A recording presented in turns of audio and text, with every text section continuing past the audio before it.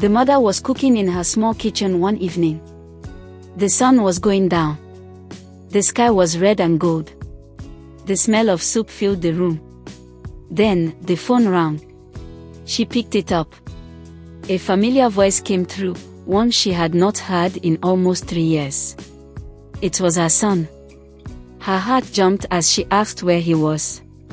The son replied softly that he was in the city, and he was coming home the next day. But he wanted to bring a friend, someone who had been badly hurt in the war.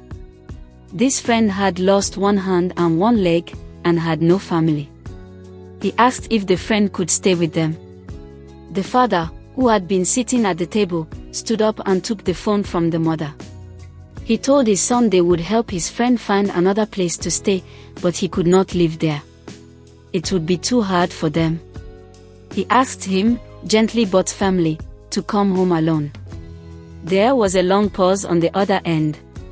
Then the son quietly agreed, and hung up. The next evening, the phone rang again. This time, it was a police officer from the city.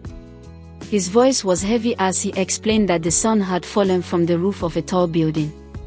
And they believed it was suicide. The phone slipped from the mother's hands. The father's face turned pale. Within hours, they were on their way to the city. At the mortuary, a worker slowly pulled back a white cloth. The son's face was calm, but pale. Then they saw it, his right hand was gone, his left leg was gone. The friend he wanted to bring home had been himself all along. Days passed. The house was silent. The mother sat on her son's bed, holding the small toy car he once played with. The father, a proud man who almost never cried, wept quietly when no one could see. They had turned away their own son because of his wounds. One rainy afternoon, the mother saw a young soldier on crutches sleep in the mud outside a shop. She rushed to help him, and without thinking, invited him in for dinner. That night, the father said little. But the next week, they invited another wounded soldier, this one in a wheelchair.